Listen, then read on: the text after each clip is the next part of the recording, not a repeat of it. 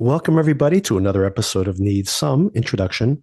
My voice might sound a little odd here. I'm talking at about half my usual half strength because I am recovering from a flu, perhaps. We think that's what it is. Everybody in the house got it at some point, some version of it. My daughter was extremely sick last week and was out of school for a few days. And then I got whatever this was and lost my voice for a couple of days. And even in the previous episode, I was planning to have a 20 or 30-minute recap section where I was going through the first three episodes of Paradise, which I want to talk to you about for a minute, Sona. And that turned into like a 1 minute intro going like, I think this is as long as my voice is going to last. So this is as much of an intro you're going to get to this episode. And then had a conversation with Darren where we discussed the first episode of that show. I do want to bring it up now because we will be discussing that show week to week. Darren and I will be discussing it. The first three episodes available now, and the fourth episode dropping this week. I was curious if you sampled that at all, Sona.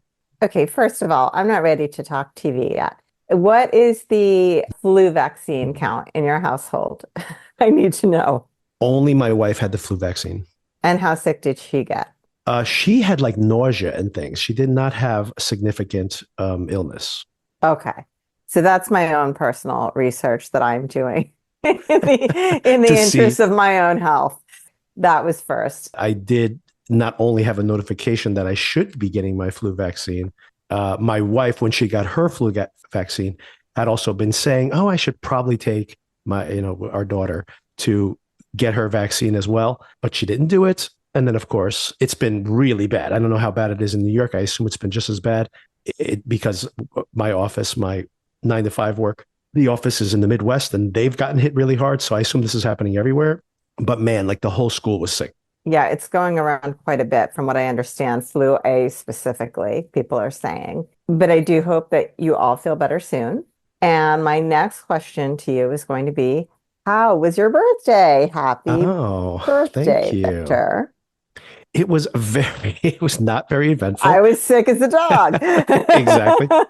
I took one day off from work, was babysitting my daughter and homeschooling her, and just took the day off from work as well. Yeah. And she had like tests and everything. It was like I told my wife, I spent like 4 hours of the day like homeschooling her. It was a lot of work. And she had already had a backlog when you're of work. sick is the Yes. worst thing that can happen. And then I went back to work the next day. And other than my voice, I felt fine. But literally and this was the day before my birthday, by like 4 o'clock, cannot wait to just crawl into bed. And the second I logged off of work, I went right into bed and I slept for 16 or 17 hours. And then I woke up the next morning and felt much better. But yeah, I was mostly resting. One thing we did do on my birthday, by the way, we had plans to go eat at a restaurant. Nothing brings your appetite back like having the flu. Everybody knows that. Exactly. People love to eat a heavy meal when they have the flu. It's exactly what happened. And my wife was like, do you really want to do this? And I was just like, you know what?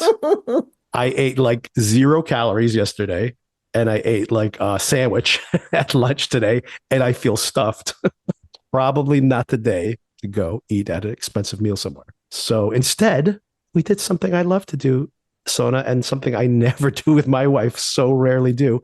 We went to see a movie on my birthday, which was quite a pleasure. Amazing. What did you see?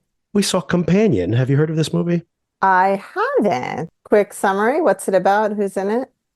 I would rather not tell you. Wow, it has okay.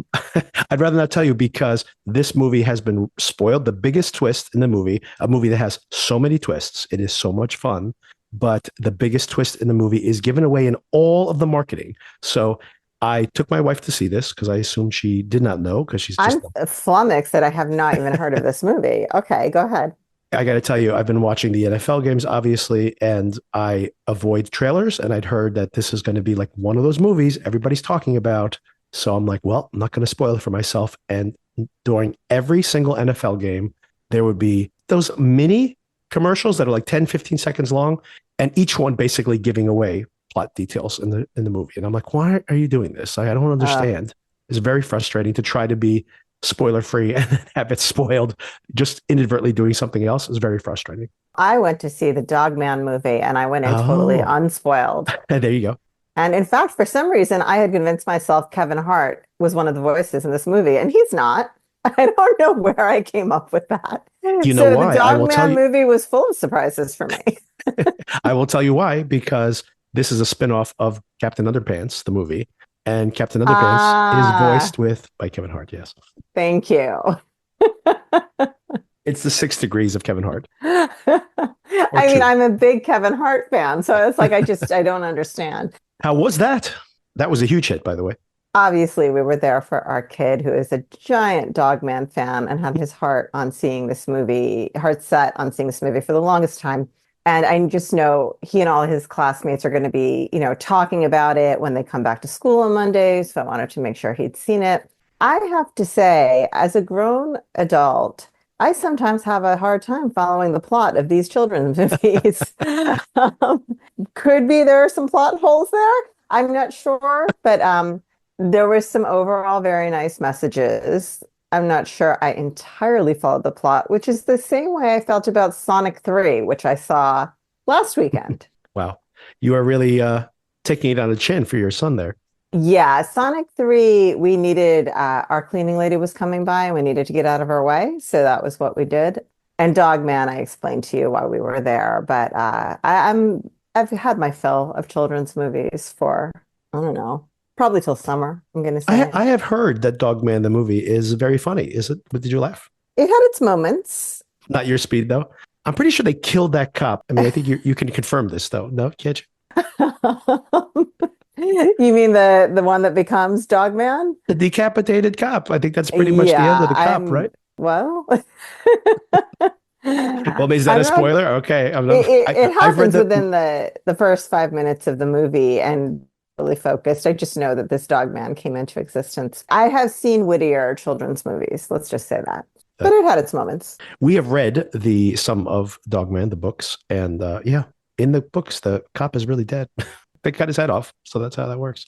I mean, there are, the inconsistencies that as an adult, you're kind of like, well, why is it that this character is an animal but can speak, and this character is half man, half animal, but can't speak English? Those things get you distracted sometimes. If this was in Lumen or something, they could have been like, he's a dog at work, he's a cop at home, or vice versa. Maybe it would be more effective. That But would be so convenient. it's a switch you flip. Yeah. But anyway, back to Paradise. Oh, before that, I do What? want Yeah. to spend a minute on Companion, though, because I do want to Oh, recommend it. sure. It's Yeah. super entertaining. I think you'll like this. You may not because it does have a sci-fi element to it. So I'm not 100% sure on that, but really clever, like such a smart script.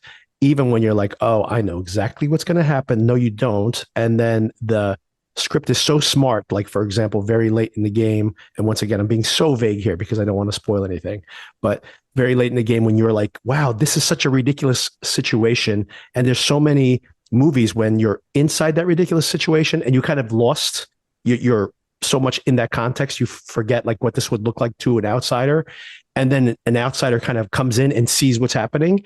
Then like it has the correct, reference to be like, what the hell is going on here? It's like, Mm. it's very funny. Like it's just these really surprising twists over and over again. Is It there has these anybody that I have heard of who's in this movie? The lead actress is Sophie Thatcher, who plays Natalie in Yellow Jackets. Of course, Yellow Jackets is coming back. Hmm. Pretty popular right now. She also had a very interesting horror movie from last year. She's kind of becoming a scream queen here. This isn't really a horror movie, by the way, but definitely has, it'll appeal to horror movie fans, let's say. She was in a movie called Heretic with Hugh Grant. Hmm. And she was the star of that as well, one of the stars of that film.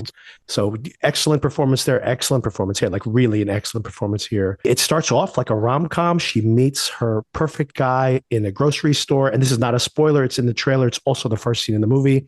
She meets him. You see this perfect meeting between the two of them. And she says, the two greatest days of my life were the day that I met him and the day that I killed him. Wow. And that's the first scene of the movie. It could be about like an obsessive relationship. It could be Hmm. about a really, really nice guy who's maybe not as nice as he seems, or only nice when he gets exactly what he wants. It is about those things. It's about toxic relationships, but it's about a bunch of other things. There is a whole other genre of movie, a whole other storyline that is running and fully developed at the same time as the storyline that I'm not mentioning here that is spoiled in all of the marketing material. But there's a whole other story that is developed in full alongside this plot A, let's call it. And I'm like, this cannot possibly work, and it does, and it's very fun. It's like a really impressive writing, directing. I know as vague as that sounds, but you know what? This was probably going to go straight to HBO Max. It's had a pretty solid start. It's got excellent word of mouth, an A score from audiences for this type of genre of movie. That's very high. Like usually horror movies or horror adjacent movies get really bad word of mouth from even fans because everybody kind of expects something else from these movies. Word of mouth's been really strong. The critical reaction has been very strong. And this is maybe something that will be on HBO Max within the month or something like that. And maybe at that point, we'll have a deeper conversation to it. But I would recommend seeing it in the theater. It's a lot of fun. Oh, and by the way, the reason I wanted to see this with my wife was I knew she would have no idea what's going on. I knew from jump what the main twist was. She did not. So we had two different experiences of it. So she literally was shocked at this moment that comes maybe 30 minutes in when the first big reveal comes. I knew going in, but the movie is so smart that it's written assuming that you know. So like as you're watching it, you're like, oh, I see what you're doing. Oh, I see what you're doing. Yeah, it's such a smart film that doesn't rely on the twist. It assumes you know the twist, and it's still very smart. In some ways, maybe a richer experience knowing what's to come. So maybe not so negative that they market it the way they did. My wife knows nothing about it, and that's why I'm trying to avoid any kind of spoiler. And when the twist came, she was like, wow, I didn't see that coming. It's like, yeah, I know. It's fun. So anyway, a lot of fun. And that's just twist one out of like 20 twists in that movie. It's a very twisty, Well, very fun, funny as well movie. that sounds like a great birthday for you. It was. And we very rarely see movies together. So that was a pleasure.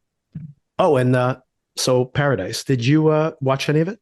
So I'm assuming that it's going well if you're going to continue talking about it week to week. So that's great.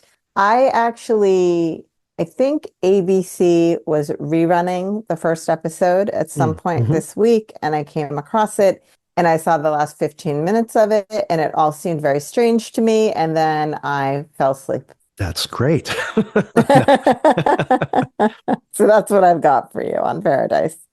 Oh, that's too bad. I mean, Sorry. that's okay.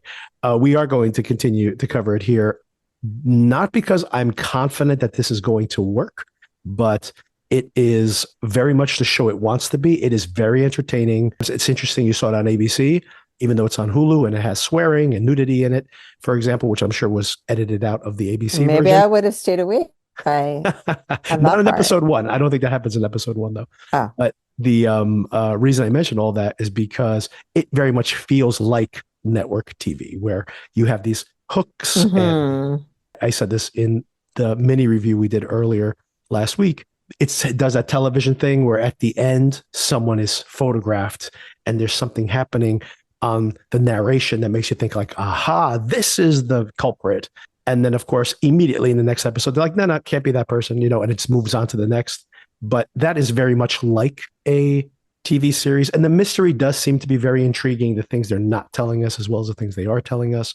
It's entertaining. It's and it could be a very, very silly when it all comes to resolution, but it is entertaining so far. Nice. And with this most recent, the episode that's premiering this week that we'll be covering here on the podcast, we'll be halfway through the season. So it's a pretty quick watch. It may not be able to sustain itself for 12 episodes. Speaking of not being able to sustain itself for a long season, I am, maybe we just preface this conversation because I still have a few other things to touch on pertaining to Severance. We'll finally start talking about Severance now. I was shocked at where we have come to 3 episodes into season 2. I mean, this is a 10-episode season. I would have expected what happens at the end of this particular episode to be maybe at the end of season 2, not in the 3rd episode. This is a shocking. It's amazing. And even before that last scene, the stuff that happens at the end, immediately before that started, I had the thought, wow, this show is really moving. They're not dwelling. Whereas I think earlier in the episode, you know how I feel about the goats. I kind of thought, I don't know about this. But by the end, they had me back, and I was already appreciating how much plot development there had been. And then that last thing happened. Right. Wow. The goat thing doesn't bother me as much as it bothers you. However, I will say that in this particular episode, spending so much time on that graded even to me. And by the way, watch this also with my wife. This is appointment television for my wife. And she's kind of like, I don't know about this whole goat thing. I'm like, I know. I'm right there with you. So the whole goat thing is a is a barrier of entry to a lot of people actually, and it's so Oh, funny that they're so. I mean, they're doing fan service here because people love the goat mystery, but I'm like, I mean, not that interesting to me. But it is a fascinating thing about this episode, and I still haven't seen what the audience reaction to this episode is. I assume it's pretty positive because I feel the same way you did, where in some ways, the whole goat sequence is maybe the thing I like the least ever of this whole entire show. agree.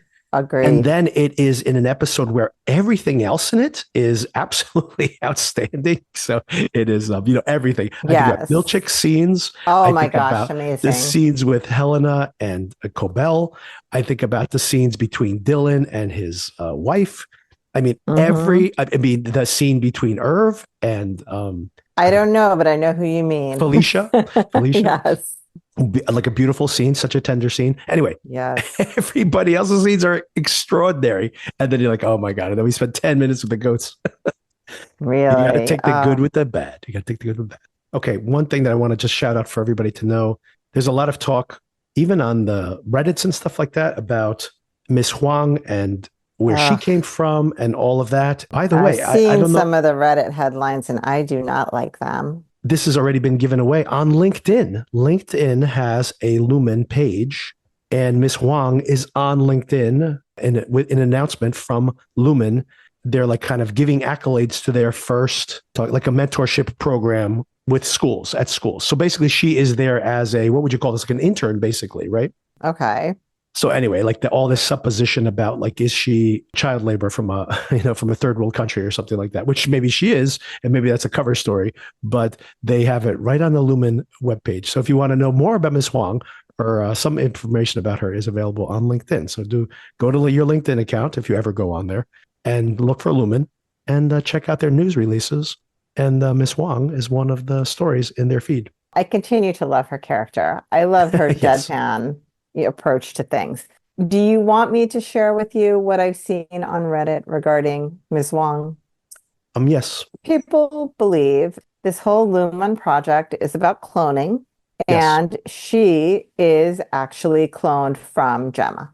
Oh, yes. I've heard that. Yes. I've heard that as well. I don't like it. I don't want that bit to be true, and I hope it's not true. I So, do not think that is true, but that is, I have and heard that that, you know, theory this as whole well. goat project has something to do with the cloning, which then, because I had that idea in my head, you know, at some point, someone says to Miss Wong in this episode, I think it's Dylan, are you ever going to explain why you're a kid? And then I thought a kid is a baby Oh, yes. goat. Someone said that before too. Yes, yes, yes. Mhm. It caught my ear, but you know how I feel about all of this. I find it all very dicey, and I don't want that to be the case. One thing about that is in a Ask Me Anything type session with the cast that they did last year, they were reading out all of these internet theories. And some of them, they were like, no comment, no comment. But people were saying, like, oh, the goats are cloned and the people are like grown from the goats and it's all human cloning and blah, blah, blah. And they 100% said that one's 100% wrong. So even though they're going to keep people on the internet is still going to keep hypothesizing around that. And maybe this is intentionally, they know that these theories are Sure, out there. yeah. So they're intentionally goading those people, goading. No, they didn't mean that. Huh. So, didn't mean that as a pun, even though they are, teasing them with that. Maybe it's intentional that they're throwing these little Easter eggs to them to keep them following that storyline. But they're saying that is not. But we'll see. Maybe that's a misdirection too. Yeah, we'll see. Okay, so that was the LinkedIn thing. Do check it out. The Lumen website, the LinkedIn profile is very funny. There's a lot of Easter eggs in there too. You should check out. Most of it, I don't think Mhm. spoils the show. It's just funny things like there's like a behind the scenes video where Dylan shows you his workspace and stuff like that. It's very entertaining. The next thing I want to mention, Sona, Rickon's book. It's available on Apple Books. I A heard that. it's not only Yes. and we've only listened to a little bit of it by the way, but it's available as an audio book as well. It's free. You can download it for no cost. And it's written by the actor who plays Rickon, and it is hilarious. So do check it out. It's only like 70 pages long, which comes out to be I don't know, it's well under 2 hours to listen to the whole thing, which we have not. But it's, we can listen to it 10 minutes at a time, and it's very, very funny. So if you have an Apple device, it's free. Just go into your Apple Books and download it. Oh, Stiller's directing again. Just wanted to shout that out. Excellent directing here, an incredible, impeccable, Mm-hmm. and you really start seeing like why this show cost as much as it did. Every decision and every shot and every texture on the screen is so thought out. I'm like, yeah, they must spend so much time in each one of these episodes, like a movie length production for each one of these episodes. And that's why it takes 2 years to make this show. And the last thing I'll do is we'll circle back to it when we talk about it in the show. But Terrell Tillman, the actor who plays Milchick, gave a really interesting interview where he's talking about the race of Milchick's character, which was written as a black man. And during his interview process with Erickson and Ben Stiller, he did like a Zoom. This was during COVID, a Zoom session with them to audition. And he started to ask them questions about like, well, if he's a black character, you're defining him as black, then what does that mean in the context of Lumen, etc. So apparently this changed the way that they wrote the character going forward. And this scene was very importantly part of that discussion. Interesting.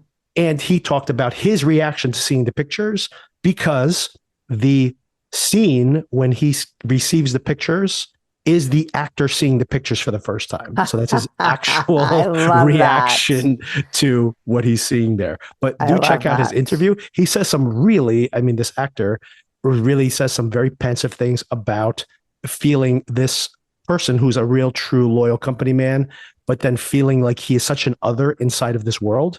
It's really thoughtful, his answers. I should check out you, but I'll track down the article if I find it again in my feed.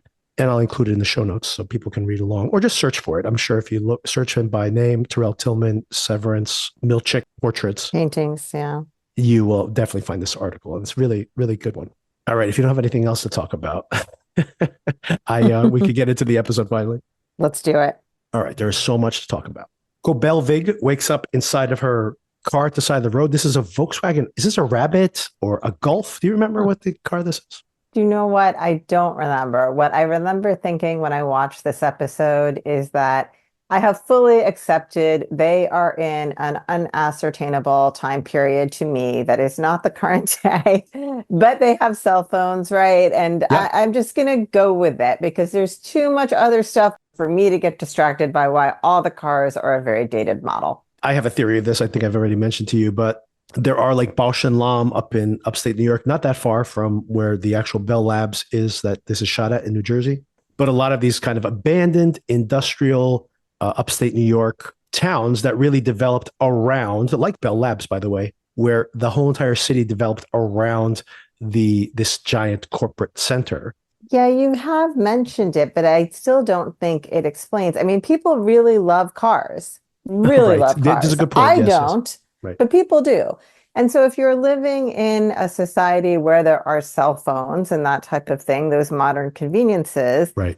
No matter how much of a company person you are, at least half these people would want a car with the modern conveniences. You make an excellent point there. I was going to say that having everything there, it obviously makes sense when you're a contractor and you're staying somewhere and you have the company car in the driveway, which has happened to me in the past, by the way, when I was out in like Michigan, for example, and you have to drive this car that has chains on its wheels and literally looks like a car from the 1970s that is just there because that's what's there for you to drive.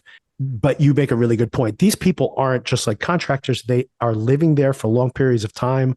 And they never even like, for example, like they don't have like a motorcycle in their driveway or a flat screen TV or a higher end flat screen TV in their homes. They just accept whatever's there. I mean, I think you make a really good point.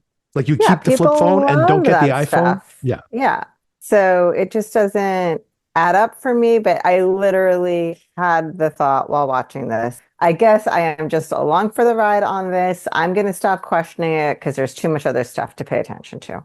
We are in a world, though, where the Stone Roses exist, though, even though that's a band from the 1990s. So it still does not truly define anything because that was in the tape deck in the car. But is that something that Cobell listens to on a regular basis, or that's simply what came with the car? Who knows? We still don't know. Yeah, so she wakes up on the side of the road. This very much feels like the film Fargo, all that white on white There were a This- few things in this episode that felt like other movies to me. We can talk about it when we get to them. Oh yeah, I'd love to hear that. I mean, there's so Yeah. many. I think there are many references to other Yeah. films throughout. These are obvious, like film nerds. So, I do you have any theory? I read this as she's definitely running away. Right? She's had the confrontation with Mark. Pretty much gave away Yes. the whole Gemma thing. She is on the road heading to I don't know where. And I guess it's someplace very desolate because why would she not just find a truck stop roadside motel to sleep in? I don't know why this lady would choose to sleep in her car, but It feels like this place might be really out there, remote, intentionally so, right. right? Yes, I suppose so.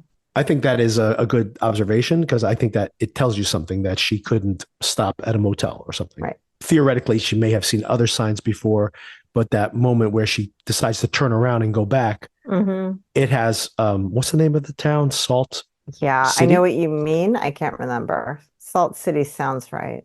something like that. Definitely salt in the title. 250 more miles or something. That may be the closest major city where she could maybe get some kind of assistance or at least start over. And maybe she just decides it's a little too far. But I don't know how to read that, to be honest with you. She may have been going somewhere specifically. This is very important, of course. She looks down multiple times in that first scene, and we don't see it pay off until later in the episode.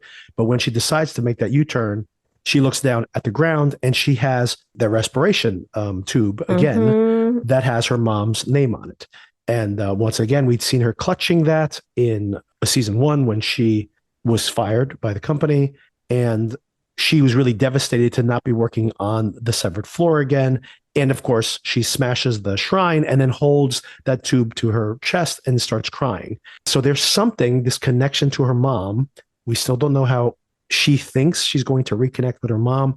And it requires her being or running her own experiments of some kind on the severed floor. As much as I've, rewatched season one and everything else, as far as I know, there's a really very few clues at all as to what her overall agenda is in this whole thing with her mother. But we know that is something that keeps compelling her back.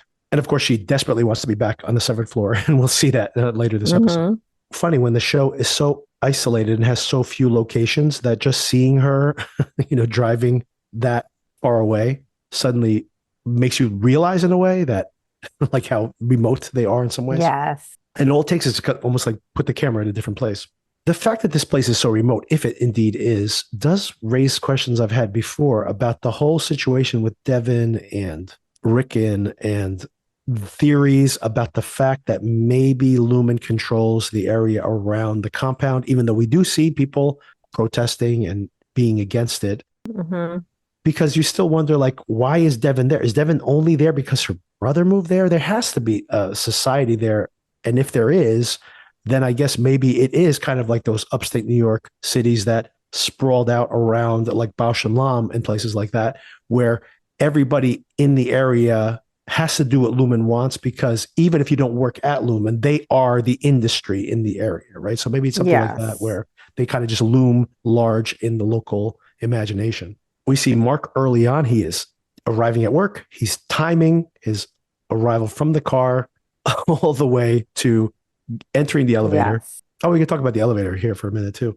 And it turns out much later on in the episode, it turns out that he's trying to imprint some words like an after image on his retina of this message, which is the title of the episode, Who is Alive?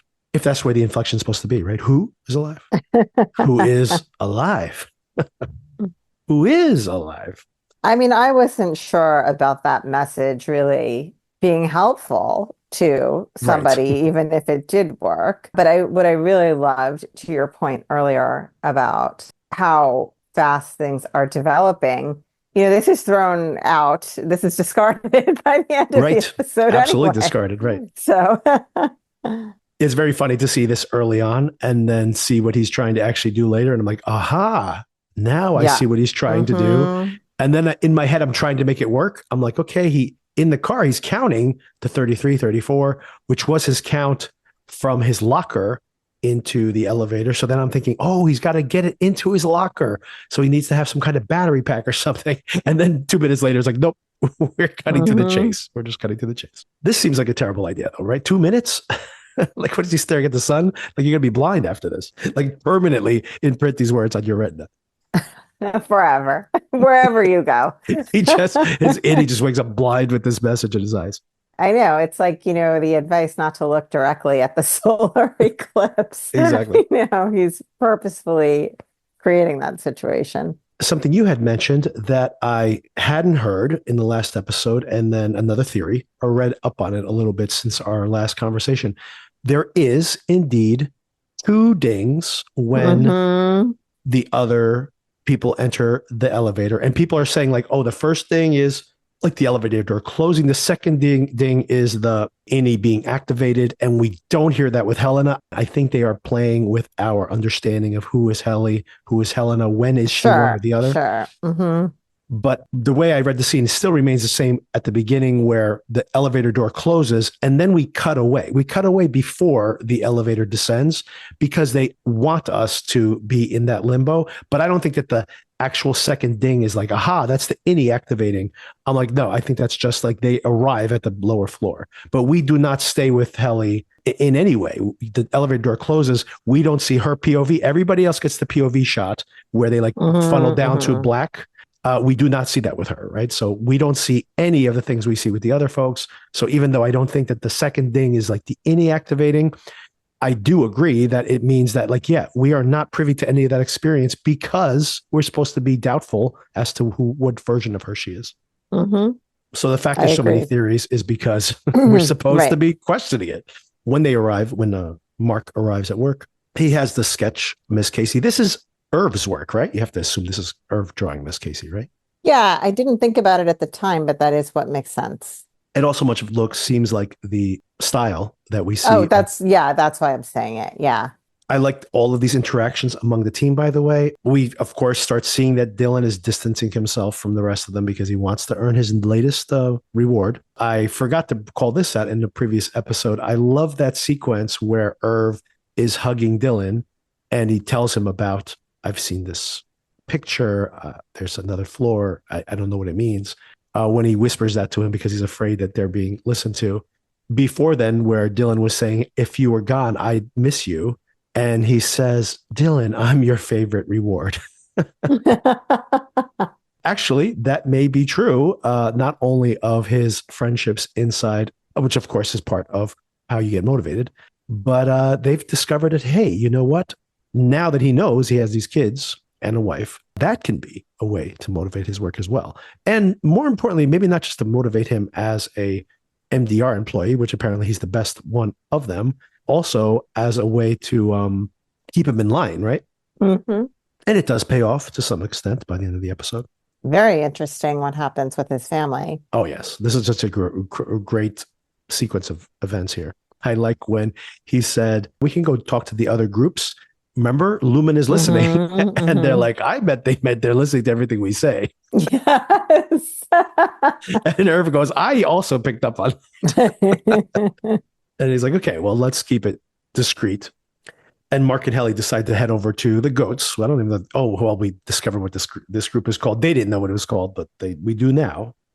Yes, we do. And Irv decides to head over to O&D for the first time, apparently, since Bert just Hmm. left. I mean, that's his assignment, right? So, Right. And then let's talk about the whole Helly theory again here. There's a few different interactions here that almost have different readings to me. yeah, to be honest, I was so interested in everything happening in this episode that it was not top of mind to me. So I wasn't watching it with a super critical eye regarding which version am I seeing of this Right. person. So I'm very interested in hearing your thoughts. Yeah, we can go through them one at a time because I have almost contradictory readings on them. Mm, The first one is when Irv is like, okay, I guess I'm the one who's going to go to yeah, O&D. And Helly grabs his arm and she's like, we're here for you. We're like, yeah. and this seems compassionate, but this is still a little bit off, right? But then It I'm felt thinking, awkward. I agree. It right? felt awkward. And yet I can't picture Helena doing that or thinking to do that unless Helena is doing some kind of performance and thinks, well, Right, maybe Helly would do this. right. And then I keep thinking, well, maybe the Helena theory is still true because then the next interaction is when they're Mark and Helly Hmm. are in the hallway together. And how did you read that whole thing, right? Because Mark definitely seems to have feelings for her, right? I mean, there's definitely some tension there, which is, I think, heightened by the fact that they're talking about finding his possibly not dead wife from the outside Absolutely. world. So the whole context is very strange, but it definitely had that feeling of, are they going to kiss right now? I don't know. Exactly. And she definitely wants him to get, like, she does that half, like, half step forward, like, kind of, Yeah. and he almost does it. And then he's just kind of like, okay. And he walks away. And I, once Hmm. again, can't read if maybe these feelings are more on her side than his, although he definitely seems to have feelings for her. He even kind of acknowledges it, where it's like, are you uncomfortable? Not only in this episode, but previously, being like, are you uncomfortable with pursuing Gemma? Right. And she's like, no, you're doing that for your outie, because he literally says that, is this weird? Like, when he says to her, Yeah. is this weird? It's like, we have a thing. Is it weird that we're trying to Yes. reunite the other person? Right. Yes. Yes. So that seems to be And the overt context of that interaction. And then he has, put a move on her right now. She wants you to kiss her. I didn't understand it.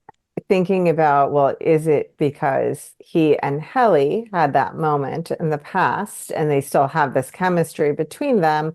Or is it because, we saw Helena watching that video and so intrigued by it, and maybe Right. that's a Mhm. feeling she hasn't had and she wants to Right. have Yes. that feeling. So now she's trying to force it by being like, remember, we kiss. Right. So I could see it going either way. That's why that interaction is so vexing to me, because on the Yeah. one hand, why isn't he making a move? They have an opportunity. Yeah. On the other hand, regardless of who's in her body at that moment, she wants him to kiss her. Yeah. And he's just like, okay, let's go. And which is like, okay, you kind of missed your opportunity, buddy. You don't have that many chances in this place. And then on her side, is she like, this has not been that long a period of time since they kissed before. Maybe she's just like, hey, here's our chance. Let's do it Yeah. again. Right. And of course, she is also maybe pushing it a little bit, because she's like, this is kind of awkward that we're looking for your ex-wife. And, Hmm. I need you to reinforce our feelings in some way. Yeah. Kind of just shrugging it off. And then lastly, like you said, I literally had the same read. This could be Helena being like, hey, I want a little bit of that. I want to see what it's like, So, Hmm. and she thought she was going to get that opportunity, and she doesn't get it. So, yeah, many question marks about all these interactions. And of course, the fact that they have a whole carved out scene where it's just the two of them, they want us to be thinking about all these things. Right. And then the next thing I want to talk about, to like, is it Helena or Helly, is not until we get to the goat room, but we'll get there. All right, let's go to Milchick. First of Oh all, my God. Mark's balloons are floating through the hallway, like Yes. pathetic balloons or not. He walks in, and Natalie is there, of course, with the board on her headset. They have a gift for him. Sona, does representation always matter? Is this a good version of that? So when I was watching this scene, I thought of that phrase, if you can see it, you can be it. And I thought this is just the worst way to play that phrase out. I had mentioned a few different movies came to mind when I was watching this. And here, this whole feeling is very much reminiscent of Get Out to me in this scene. Yes. Mhm. I don't like this.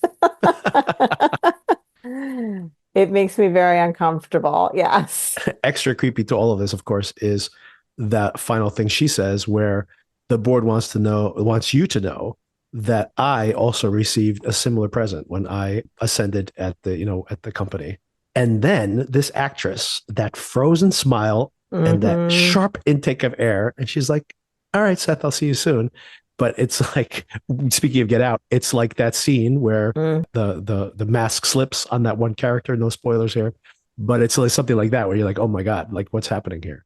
And there's a real tension there between the two of them. The actor playing Milchick did an excellent job of telegraphing WTF with his eyes. Right. It really was like he had this pleading look at Natalie to say, please connect with me here about how twisted this is and how horrible this is and how inappropriate this is. And, it just was so clear in the looks he was giving her. The really interesting thing that the actor said in his interview, when the interviewer asked him, how does he interpret the paintings? And he said, on a very positive note, you can imagine that this company is taking this figurehead, this Cure character, and is decentralizing him from the story, which is actually like they're willing to replace him in a way in their own mythology, which is a very positive thing. He goes, but at the other point, to be inclusive and bring me into their company, they primarily see me as just black. And like, so it is something that he goes, in trying to be inclusive, they have othered him even more, which I thought was an interesting way to interpret that. Yeah, I mean, given that this is based on a real person, it's arguably a version of blackface, Right. which is Exactly. obviously very Exactly. offensive. Right. I would say that it is at least in its representation, it is one notch above it, where they've gone for really like a merging of the Yeah, two no, I person, understand. That's as why I said a opposed to literally just taking a version. Kier character and just Yes. darkening his face, which would have Yes. been really, really offensive, like incredibly Yes. offensive. He mentions that in his answer as well, that it is a form of blackface. But yeah, this is a sticky topic to say the least. And I think it obviously matters that these two people in the room are relatively few Yes. people of color in the show, in the corporation, presumably as well. Do you have a theory on the board? Is Natalie talking to somebody? I I have know some people don't no believe that. idea what is happening with that. There are so many references to the board, and sometimes they seem like an anonymous entity, Yeah. sometimes they seem like real people. There probably is a rhyme or reason to it, but I haven't figured it out. I don't think it's as bizarre as it presents itself to be. The show is oftentimes what we've discovered over the course of the show itself and the mysteries unraveling, as strange as these mysteries obviously are. But I feel like they are presented in a way with absolutely no context, so that when you experience them at first, they are so bizarre. And then as you discover what's actually going on, it's not as strange as it seems. And I Mm, think that's kind of my, Occam's razor explanation for this, is that the speaker, even though it is presumably, a communication, back and forth communication, but it is not. It is a one-way speaker, right? Like they are listening to you yeah, speak. And then Natalie is listening to them. And that is incredibly awkward because you're assuming like, oh, so they're going to talk awkward. to me. And they're like, no, no, no, they're talking to Natalie. That seems to be like, oh, it's so weird. They're there and they're not talking to me. And it's like, no, it's actually just this callousness of being like, I don't need to talk to them. That's just represented in this fact that the speaker is only there to hear you, even though like very little communication is happening in both directions. But I do think Natalie is actually receiving your voice, and you do hear muffled voice sometimes on the audio. Sometimes you hear nothing. And as a matter of fact, Cobell called her out on it and says there's nobody there, and yanked it out of her ear last year when she got fired, and Mm, goes, is there even anyone there? And then someone says yes on the way on the other side. So I believe it's exact. So I think the theory is actually not as bizarre as it seems. It's basically, you're so far beneath us, you don't even need to hear us speak. right. Before Irv heads out to O&D, tries to recruit Dylan. Dylan makes up excuses as to why he can't really come. He's like, oh, you'll be more stealthy if you go by yourself. Of course, all of this is like, I have to be in my best behavior because I want this reward. He does mention to Dylan about the painting, that I've been able to recreate it from my memory. Last week, when I mentioned I couldn't really understand what was happening, where Audi Irv said my innie got the message, for some reason, I wasn't seeing the most obvious version of this, which was simply to say that if he wakes up and he's at Bert's door, right? The Audi version of him wakes up and he's outside of Bert's door and he's like, how the hell did I get here? And then he drives back home and he sees his paintings have been, picked up, dropped on the bed, moved around. The files are open and the addresses, including he's holding the map in his hand with Irv's address. He's telling whoever, Ragabi, I presume, that my innie got, into his body and understood to some extent what he was seeing, right? I think that's all he was trying to inform them of. Yes, So I don't think there's anything beyond that simple read. right. And that's when he heads out to O&D. But Miss Huang shows up and takes Dylan to the security office, which used to be a bad thing. So he's worried. Hmm. But actually, he's there to meet his Audi's wife, Gretchen, played by Merritt Weaver, an actress I really like. She's so likable, isn't she? She's such a great actress, by the way. She was in this movie called Women Talking. I think she got an Academy Award nomination for that, but she's really good if you haven't seen that movie. I think it's on Amazon Prime right now.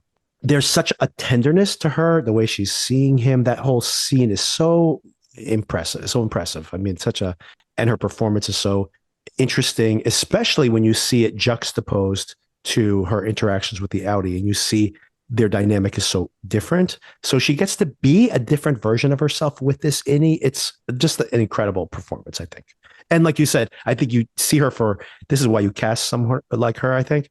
You see her for like a minute and there's just this warmth that comes off of her. I was surprised that the family visitation suite is a real Mm. thing, as we discussed Oh my before, God. That, yes, I kind of missed the whole, because yes, it just seems like you're opening up a Pandora's very box to dangerous. Yes. do this type of thing. So I was surprised by that, and I'm interested in seeing the ramifications of that, if any. But I feel like there have to be some Oh, it consequences has to be. Yeah. of starting to merge the knowledge of the inside person and the outside person. Right. I thought it was interesting just to watch the awkwardness of it, right? Which, of course, it would be very awkward to be in this situation from either side. I thought it was hysterical that you chose to bring a photo of everyone dressed up in a Yeah. regalia from the Old West. Um, why would you bring that particular photo of your family? You know what's funny about that though? It's like you can imagine here's a picture. She can't bring her phone in. So here's a picture she has of everybody together. And it's like, oh, them doing something fun. It's not like them at having dinner together or something without even thinking about the reality, like you said, that he's gonna be like, oh, this is where we live. Very confusing. No, that this is just them going in for an outing is very funny. The whole context setting of that was great. Yeah, and I thought also, speaking to what you were talking about, the tenderness of it, right? When she's trying to explain what their life is like, and Dylan's reaction is like, oh, so I'm a screw up in the outside Right. world. And she Exactly. says, no, I love you, and I love you in that world. I thought was very sweet. I was fascinated by the scene. I talked about it with my wife, actually. This idea that you could see someone that you lived with for years and then see a version of them. Like, is that the version of them you knew? Is that complete alternate version of them? There are these things that are the same between you. And man, like I gotta say, Merritt Weaver's face, I watched this episode more than once. I watched it by myself, then I watched it with my wife, then I watched parts of it again recently to take notes. And her face in this entire performance is so great when you see Zach Cherry doing his lines, and she's just studying him with Yeah, this compassion on her face, but like this curiosity. Just some of the face acting on this show is incredible. I agree with you. Yeah, I mean, it feels like a different version of the plot where somebody has amnesia and doesn't remember their Right. significant Exactly. other, right? Like regarding Henry or whatever. I mean, Mm-hmm. that's a very possibly an obscure reference. I No one love that remembers that movie. movie. Yeah, I love that movie. You're You alone. No, I'm just know, kidding. I may, well, my husband likes it too. I recommend it, honestly. That shrinking Harrison Ford connection. But Right. you're so interested in what this person would be like. And I think probably on some level, right? You don't want the inside version of your spouse to be like, really? I'm married to you. I mean, there's Right. so much stress. It's so fraught. It's so fraught. There's a lot of funny moments here as well. I like the fact that when she comes in, she's like, "Oh, I didn't realize how weird this would be." Seth did warn me about that, and he says, "Who's Seth?" Like Milchick's Yeah. first name, and then Miss Wong goes, Hmm. "Please do not share any privileged information." I'm That's like, right. Milchick's first name is privileged information. Like, how That's is that right. possible? But apparently, it is. And then And she his I like your sack, right? Is that what he love your says to sack. her? Yeah, like it Yes. was her thing. It's like, oh, that's just they make us put our stuff in. I guess because so it could pass through the scanner or whatever. The other thing I thought was very funny was soon thereafter that she whispers under her breath. She goes like, "Who's that child?" Yes. Mrs. Wang's like Mrs. Wang, Mrs. Wang, I should say. If you hear someone whispering behind your back in your presence, it's kind of you pretend you don't hear them, Right. but Yes. she's just like answering, just all business while she's probably playing one of those solitaire games on her computer. That's right. This is a little crestfallen. I mean, think about Dylan has this opinion of his Audi. He believes all the propaganda he gets fed. And he's like, why would he send me down here if the world wasn't like a, hellish place? Hmm. She's like, well, he never really found his place. And like, I'm not a dick. He dumb? He's not dumb. Yeah. He's just a fuck up. And he kind of realizes that. And she can't even dissuade him of that. So It's a little heartbreaking. And of course, the whole scene ends. All the beats at the end I thought were so beautiful. One is her just saying, I love you, and being like, oh, I'm sorry, that was habit. And him like not knowing how to react to it, which of course makes perfect sense. I mean, you see somebody for Sure. the first time Yeah. in your life and they tell you love them. You're like, you're not going to say, I love you back. I'm like, I don't even know who you are. Yeah. It is awkward to say the least. I also love the fact that as she's walking out the door, just all the shot selections and everything, Stiller, of course, directing this so impeccably that there's that moment where she just decides to look back one more time just as the door closes. And I just thought, like, wow. And then we get to the goats. Ah. I mean, first of all, is it, I was about to say, not as good as I mean, from a production standpoint, this is an incredible production, right? It's an amazing, probably the most expensive thing they've ever shot on the show. But I don't know if I need all this. Yeah. And something about it, and this is a movie that I haven't seen since it came out in the theater, so maybe I'm wrong, but something about the whole entry into the goat room reminded me of Being John Malkovich. Does Being that on make which any is sense? which is absolutely a reference point for this. You think about people entering literally into other people's minds in that movie. I'm like, yeah, I think there definitely is a touch point here. I mean, all Charlie Kaufman movies in general, like we talked Yeah, about Eternal especially as they're Sunshine. like crawling through the tunnel. Yes, Right, it's, I mean, Eternal Sunshine of the Spotless Mind is, yeah, right. all over this. Yeah. Yeah. So I mean, like it's like take any Charlie Kaufman movie and it's definitely in here. But I think Malkovich is definitely here as well. Speaking of 99, by the way, Being John Malkovich, another movie from 1999. In Being John Malkovich, there is an idea that you can rejuvenate your personality inside of somebody else, obviously by going through this tunnel, but in other ways as well. And that may very well be another Easter egg for what's might be happening here in the show. Because Interesting. Helena's father says, I can't wait to have you at my side at my revolution or something. I forget what he called it. What does that mean? Is there some kind of mechanism of reincarnation? And maybe that's part of what the severance process allows them to do, or at least this technology they're trying to develop. Okay. I do want to talk about the goats, first of all, before we crawl through the tunnel, or as we crawl through the tunnel, into the debate of this is Helena or Helly. One thing I forgot to bring up earlier is the strut. Helly, when she's walking through the hallway, and she's kind of swinging her hips and swinging her arms like really aggressively and kind of like sachets her hips back and forth, almost like a kid, like a teenage girl in a way, walking. And she has that strut when she's walking with Mark earlier, which is a very Helly thing. I don't think Helena would imitate the walk. That's the first thing I would say. Interesting. Okay, I had not picked up on that. Very Second one, yeah, interesting. check the way she's walking with Mark this time. It's very pronounced, as opposed to look when Helena's walking. I mean, she's probably not Hmm. walking at the same speed, but Helena does not have this Right. kind of like arms akimbo, hey, what's up? Like she does not have that demeanor in her movements at all. Hmm. Second of all, Helena may be willing to do certain things, but I don't know. Crawling through goat poop, I think she's going to be like, you're on your own for this one. Pass. Yeah.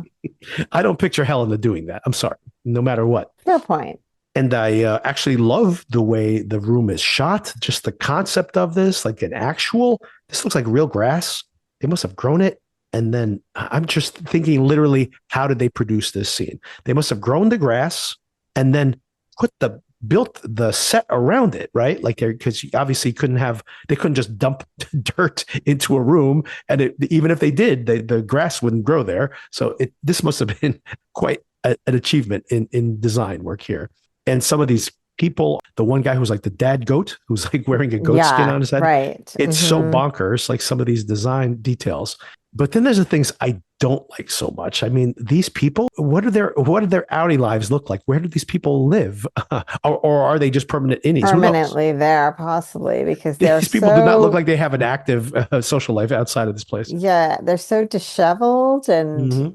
like I don't know what goat herders typically wear, but Right. their outfits are not what I would imagine a modern day farmer would wear. If that helps anything, I don't know. Yeah, exactly. There's like a genre of British horror which is called folk horror, where it's like city people move to Hmm. this Hmm. The countryside. to the countryside, to the rural areas. There's some crazy cult going on there, or they have their crazy ways, and they end up killing the city folk or whatever. And they're always these kind of weird, inbred, toothless wackos out there.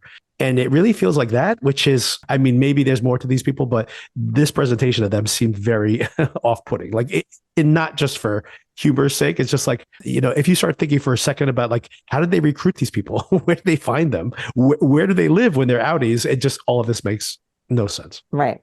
But their ringleaders, I don't even know if we know her name. The actress is Gwendolyn Christie, who played Brienne of Tarth, by the way, on Game of Thrones, for anybody's a Game of Thrones fan. She's great in Game of Thrones, by the way. Very different performance than we see here. She's 6'3", by the way. She's a very imposing person. Wow. In the Game of Thrones, she is a knight, even though she's a woman. So she's a very imposing. She can like basically kick anybody's butt. The context of this is funny, or in the fact that she thinks they might be there to kill her, which of course, when they ran into O&D last season, they had some of the same fears. These people don't talk to them, don't trust them. They might have pouches. So all of this stuff was actually seeded in season 1 and, plays out here again. They have to actually prove that they don't have pouches. So there's an Easter egg back to the first season. But in general, this is a lot of expense to expound on the goat thing, which I unfortunately think is probably going to be important later on in the show. And then not your favorite thing. Not my favorite. Some of the dialogue is funny here, though, when they're trying to say, we're looking for Miss Casey. Have you seen her? She used to run wellness. And she says, we don't abide such fripperies here as wellness. Yes. And once again, Helly, this seems to be much more Helly, right? When they kind of surround her and she grabs the flyer and she starts to say, like, have you seen her? Have you seen her? That seems to be not a Helena thing. That seems to be Helly doing that thing she does where she reacts and takes control. They do eventually win over Mammalians nurturable. Nurturable. Which makes me wonder, somewhere is a room of mammalians unnurturable? Nurturable, maybe. These are the ones that can be fed. Yeah, running wild? I don't know. Finally win her over by saying, if one of your goats ran away, wouldn't you want to track her down? And then that says, yes, we'll keep an eye out for her and we won't intercede with your investigation.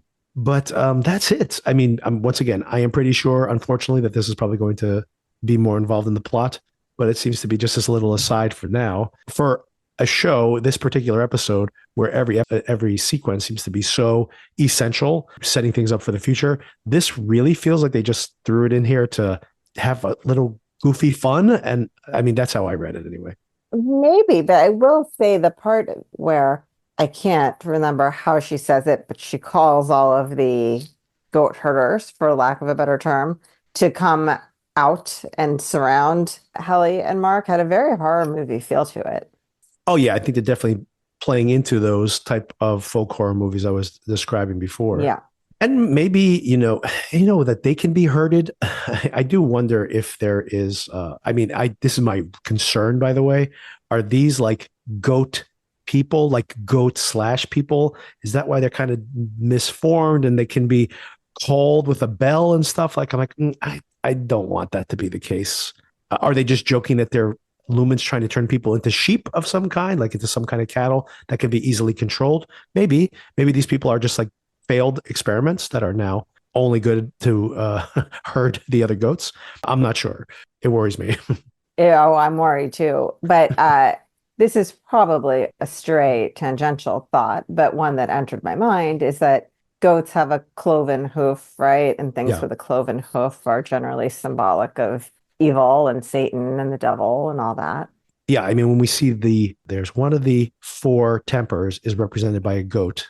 And in the end of the first season, when they're all dancing at that waffle party, the only male is the goat character with the cloven feet and everything. So it very much looks like a fawn, like, oftentimes trickster elements to that type of character, or even demonic elements to it, depending on what kind of mythology. So yeah, there definitely is. They're definitely playing on all of that. I actually honestly thought there would be something much more demonic. There's like that split second in the trailer when you see the goat-headed person coming up over the hill. And it's so surprising that so many things in the trailer seemed like it would come very late in the season. And I'm like, here we are in episode 3, and almost every single shot from the trailer has popped up on the show already. So they're giving, once again, the plot is moving very quickly.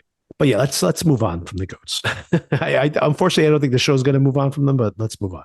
And let's talk about something that I liked a lot better, which was Irv and Felicia. Very sweet. So sweet. Even if you rewatch season 1, that even late into the season, Felicia was like, they shouldn't be here. First seemed to be negative towards Irv, and then eventually just seemed to be very protective towards Bert. But now to see them like now that Bert's not there and they have this thing in common, just very sweet to see how they interact with each other. Yeah, and I love that she shared with Irv how long he took to fix his Fix hair his hair. The only before. time he was ever worried. Yeah. Yeah. And this is something I was talking to my wife about in seeing this scene. I love the fact that we were just watching like the Day of the Jackal, for example, in our coverage here in the podcast. And towards the end of that season, there are big plot points that literally the show just jumps right past. It doesn't even bother to explain how they got from point A to point B, which really frustrates me. I'm willing to suspend my disbelief, but at least do the bare minimum. And I was so impressed, like in this sequence, it seems like such a minor thing, but this is the kind of little details that the show, I think, here is so impeccable about. You know, you can imagine in the writer's room, someone saying, we need someone to find out where the elevator is. Okay, Irv needs something to do. Okay, let's get Irv finds out where the elevator is and he has the painting. All right, so who does he talk to? Okay, maybe Felicia and O&D used to deliver packages to that wing of the company. So she would know what it looks like. And then she just drops this to him or leaves him a note or something convenient like that. But it's not, right? They actually say, well, Irv draws pictures. So he draws pictures of Bert Mm-hmm. and he's talking to Felicia Mm-hmm. about Bert. And then he shows him the pictures. And then when she flips through, she sees the other picture. Yeah. So you get to the same Mm-hmm. destination, but the show has not only thought about all these things, it makes them have a tender moment together. So it's like it's really just working like the level of specificity here is so much better than you ever see on most shows. And it, you know, like I said, it makes the sequence of events believable and it makes you like Felicia more. And it makes you feel like, God forbid something happens to Felicia now, we are vested in her outcome, right? Yeah, for sure. You know, she tells him that there's this exports hall, which is Right. interesting to say exports. We do know that Miss Mm-hmm. Casey went through that door. Where are they exporting them to? And also interesting that they used to deliver packages there through that Yes. elevator, but not anymore. So something's going on there. And of course, he asks her, do you still remember where it is? Which I'm sure she does. And yeah, so now we know that they know where this place is or will know soon. So actually, all of those storylines are happening in parallel with each other. And honestly, having like the goat scenes interspersed with the Dylan scenes, if anything, kind of undercuts those. I really didn't like some of the way that this was put together for that reason, because, you know, I'm much less vested in that. Sure. But then we jump actually directly from the Dylan interactions with his wife to the Audi version of Dylan. What did you think about this? That just actually, first of all, Mm. juxtaposing those two things, seeing them having these very, very different interactions with each other. I mean, they seem to have a successful marriage. They don't seem to like dislike each other in any way, but it's such a different dynamic. Like Merritt Weaver's performance is completely different here. Yeah, I mean, we learned about her. She seems to have a security guard uniform of Yeah, some my sort, guess as right? well. Yeah, And I wonder if she works for Lumen as a security that guard. would be interesting. Yeah. Who knows? But yeah, it seems to very much be the type of interaction that you kind of have when you are in it with small children and you're just trying to keep all the balls in the air, right? You're distracted by so many things that you're not even focusing on the conversation you're having. I forgot to make the cookies. Well, Plus, he just, doesn't even know how to make cookies. yeah. This guy is a screw up. Uh, he would be a pocket door. That tells you everything. I liked this little insight into their home life, but yeah, it wasn't exactly heartwarming, right? Exactly. There's not that real tenderness that you felt where she was really protecting him in that previous conversation because she knows that there's an aspect of her husband, right, who's never really found his way. And we saw that in the conversation when he was looking for work in the last Yeah. episode as well, right? Like Hmm. he was so curt with her, being like, "Oh, if I didn't answer, maybe there's a reason I didn't answer." Right? There's Yeah. that he obviously is dealing with this limitation in a very negative way on the outside, and probably not happy to be back at Lumen again, considering he couldn't find any other work. But then seeing that gentle version of him inside, I wonder if she's going to want to visit him more often. That's going to be maybe. I'm just coming around to that. Maybe that is going to be a plot point later in the show. Yeah, I thought it was kind of weird too that he seemed hung up on getting health insurance in that other episode. Right. But I mean, it seems like she works. Why does she have health insurance? But neither here nor there.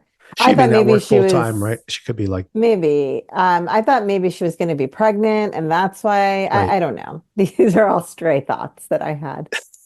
Oh, before we move to the next scene, I just remembered, check this out, everybody. If you want to rewatch this episode, speaking of being so detail oriented in the production of the show, check out the Danger Mouse episode the kids are watching in the background. I wonder if someone actually, I'm sure on Reddit, I have to do research here. Someone has tracked down this specific episode of Danger Mouse. The kids are watching Danger Mouse, and in the episode, Danger Mouse and his friend, whatever his name is, have tied up some bad guy and brought him into this house. And the guy who's there, the scientist, pulls out an X-ray and says, "Lay him down here," something like that. And they put the X-ray over the guy's head, and he has an implant in his brain. Hmm. And I'm just like, wow, they like found something that like relevant to Severance in this Interesting. this Danger Mouse episode, and they included it somehow. Whatever show they're going to watch is going to have some relevant connection to the plot of the show. Back in the main plot, though, we have Rickon and Devin. Natalie is that Rick talking to Rickon. The you are, the innies love it, but we need Hmm. an innie version. There's certain language that resonates better with them. Obviously, they're trying to smooth over the relationship. They're trying to keep Mark engaged at Lumen. We've mentioned it a bunch of times that cleaning that Cold Harbor file is very important, obviously. Yes. I guess a way to keep Rickon in the fold, which then allows them another way to manipulate them potentially or to monitor them. The word is out about the book, so I guess it's kind of like a damage control too, right? Yeah, About, yeah. trying to reframe it so that it they can maximize its usefulness to them. Once again, I want to shout out Devin. I keep forgetting to mention this actress's name. Her name is Jen Tulloch. And she's so great in this performance, but I loved her awkward kind of acceptance of what's happening. And then when Natalie goes, "Oh, I just wanted to let you know that Mark is such a great guy." And she's like, "That's, yeah, he's a real good egg." And then the way she just like turns cold immediately and Hmm. walks out the door, reminding her husband about feeding the baby. I'll be polite, just barely polite Yep. enough to get out Hmm. of this room. But yeah, great performance again from her. And we find out, of course, that she is meeting with Mark and that he is trying to come up with a light scheme to imprint these words. Who is alive? Should have put like a underline on who, I think. Do you think this is a good plan, first of all? Would you be helping? Listen, I don't have a suggestion for anything better, first of Right. all, but yeah, it seems like you could actually damage your retinas. I feel like the message is a little too vague. I'm not sure once you're a different version of yourself that's going to make any sense to you. I mean, A for effort, but I'm not sure how effective it would have been. I was, though, like I mentioned, I was at this moment, especially because it was the name of the title. I'm like, maybe they'll find a way to get the light source closer. I mean, I was trying to come up with a way where they can communicate through the elevator. Even if she's just placating him, I guess she's there to support him. So fine. And of course, this all leads up to him training himself later. But before we get there, we got two more scenes to talk about, pretty quick ones. One is Milchick back at the office, closing up for the day, Hmm. packing up the paintings, tucking them away. What did you think of this scene? They obviously included it for a reason. And like I said, nothing's really not considered in the show. So what do you read the way he's packing them back up again? It seems like to me he's trying to forget all of this ever happened, right? Out of sight, out of mind. And maybe it's the beginning of him being a little bit more critical of what's going on there and whether he really believes in it or not and wants to help them effectuate their mission or not. I agree with that. I think that this is very important. This scene tells us that there's a crack in the armor, that he got the promotion he wanted and things are not better, but they're worse. And I've seen that before. I felt like there are multiple times, even in the performance in the last week's episode, where Milchick was talking about the innies, and he's definitely trying to manipulate these people to going back in and doing what the company wants them to do. But I think the things he says about loving those innies, those people that he knows in there, is true. And now maybe he's trying to think about the immorality of what they're doing to these people. And where it's like he feels some of that on himself. And thinks how much worse that possibly is Hmm. to these innies, right? Yeah. One other really impressive scene, Cobell shows up, Helena's leaving work. This is happening at the same time Milchick is wrapping up work as well. She goes outside. She has a security guard with her, and Cobell's there. Cobell wants back, and at first, because I've seen this episode more than once, at first I was like, oh, maybe they had called her back, but Helena sees her and is not expecting to see her. So this is Cobell just showing up unsolicited and being like, you're taking me back and I'm going to run Yeah. MDR. Yeah. But their back and forth is really fascinating. I like that there's those positive and negative character traits, and they use all the cure language in their communication with each other. She says that I hear ego and arrogance when she hears Cobell saying that she can do this better. Milchick has to go. He's not built for this. And she responds, dedication and industry is how I achieved what I achieved. She goes, I earned this. I wasn't born into it. And then Helena says, I think you are overestimating your contributions and underestimating your blessings. From the outside looking in, I think that Cobell did do all this, but we don't know their full biographies. Right. Sure.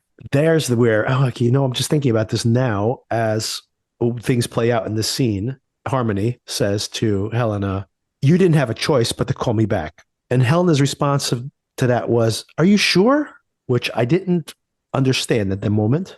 And that's when Helena goes with a smartphone, by the way, first smartphone I think we've seen in the show. She calls Natalie and says, hey, can we get a meeting with the board? Stat. And Natalie's like, yeah, I'll set it up right now. And she's like, yeah, come back inside and we'll meet with them right now. How do you read this scene? Cobell freaks out, right? She looks like they're trying to march her off to her execution. Exactly. So what do you think she picked up on at that moment? I don't know, but it seems like she feels there's some threat to her physical safety the way she's acting. Yeah, I was only now when I'm reviewing the notes and I'm thinking exactly that when she goes, you had no choice but to call me back. And Helena says to her, are you sure about that? And I'm like, is she thinking, wait a second, are you sure about that? Does that mean like you could disappear me? I hadn't considered it, but it could. And maybe that's her making that realization in the moment. I mean, that would be extremely nefarious if the show is actually killing people off. But here's the other thing. They don't have to kill her off. It's possible there might be a way to disappear her without killing her off. Casey's trapped inside that building. Sure, you could just send her onto the severed floor and never let her get out, probably. Exactly. And do we know? She could be goat food. Maybe that's what they're doing to them. And of course, that same exact night, this is all happening so fast. That same exact night, Mark is trying to permanently brand his retina. One of the times he opens up his eyes, he's got this blanket. I think my grandmother made me a blanket very close to this one, the one that he has wrapped over his head. I don't know where it is anymore, but it was very similar. And he opens his eyes and jump scare. Ragabi's standing right in front of his car. Yes. And did he call her? Like, how did she end up there? I really don't know. I thought in my head when she showed up, I'm like, he called her before he left the house. They were meeting there on purpose. But in rewatching it, it's like he doesn't call anybody. He's just there and she's there. So I don't know if she's tracking his movements or maybe he did call her and we just don't see it. But I'm like, how did she get there? I don't understand. I like how she just busts his chops too. Are you trying to what are you doing? Yes. And he's like, yes. And he does not want to let her in the car. All of this is very funny until it's not. And then she's like screaming at him, cursing at him. He finally unlocks the door. But then that whole conversation, is that through a closed window? Because how could they hear each other so well? I can never hear each other I hear somebody well through a closed window. I guess it depends on your car. I mean, our car is like is incredible now that it's like so quiet that you can't hear anything on the outside. My dad still drives around his 20-something-year-old, almost 30-year-old Corolla. And you're inside that car, and like when someone's standing outside, they might as well be standing next to you.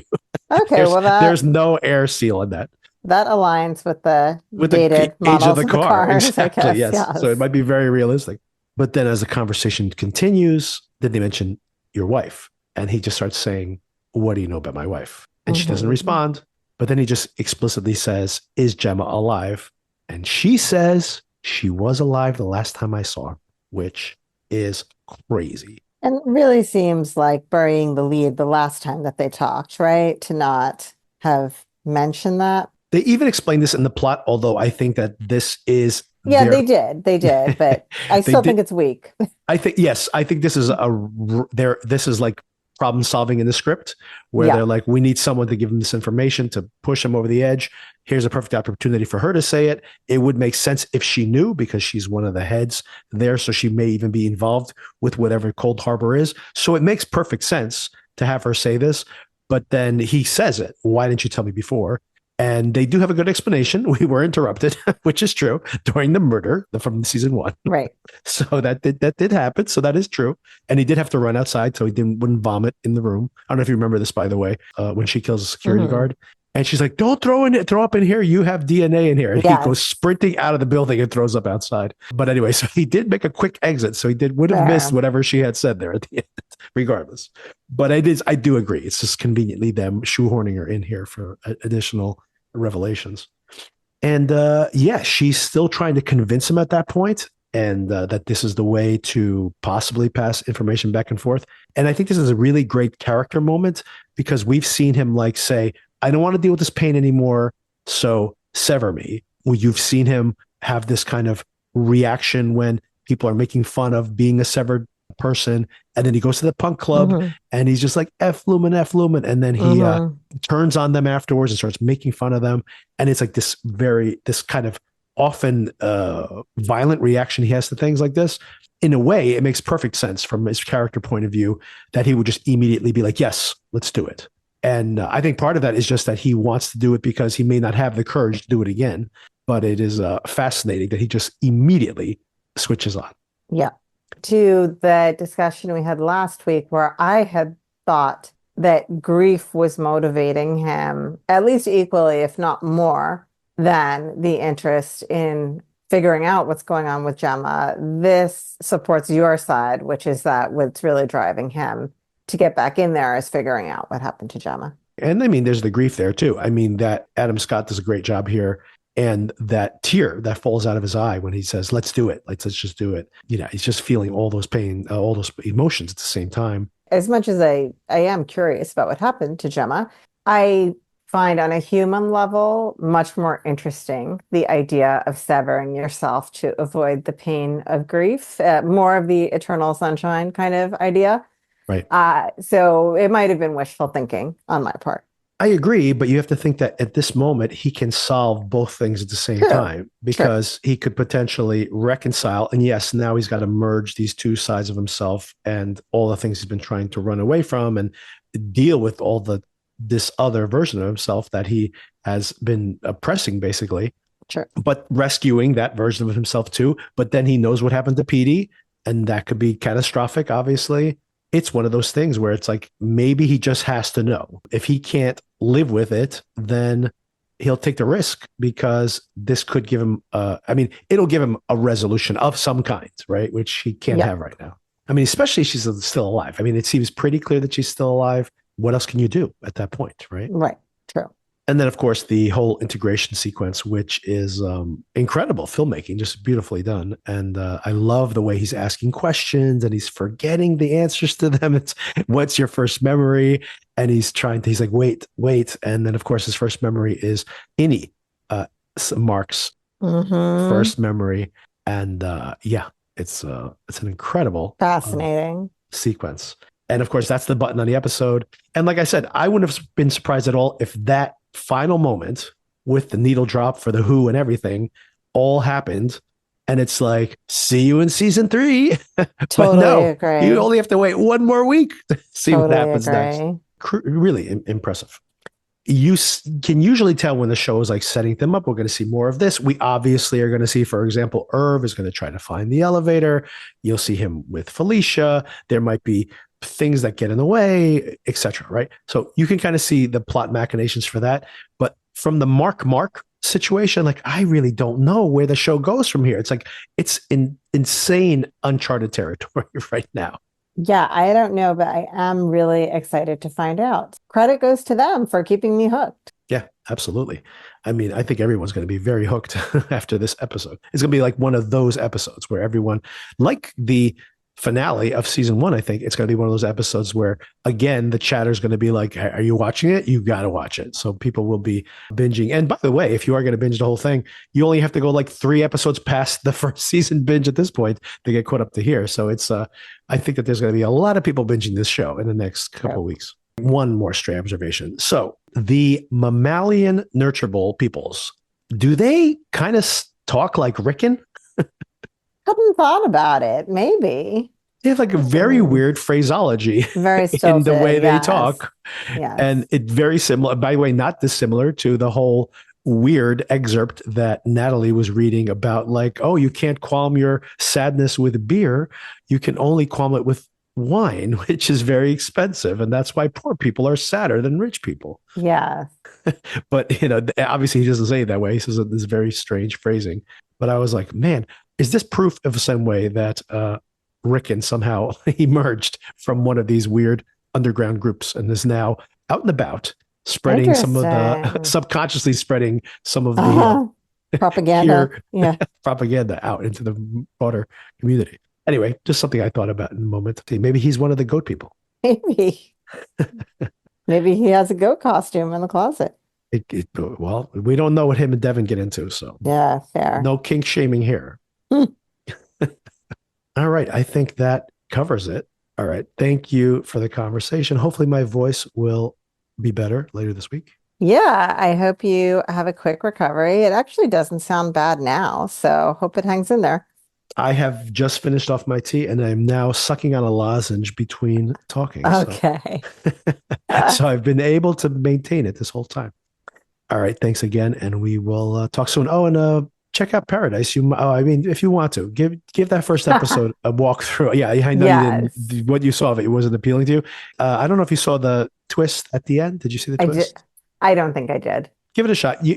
Like I said, this is a puzzle box show that you can watch while you're making dinner. It's my example of it. And I don't mean that in a derogatory way. You know the things you need to pay attention to. And the way I described it on the podcast was that it is like Scandal meets Lost.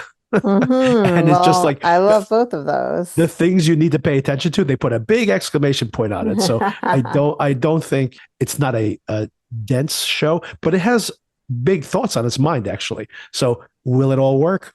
I don't know, but I think it'll be entertaining. So give it a shot. See what you think. I'll give it a try. All right. I'll talk to you soon. Okay. Talk to you later. Bye. Bye.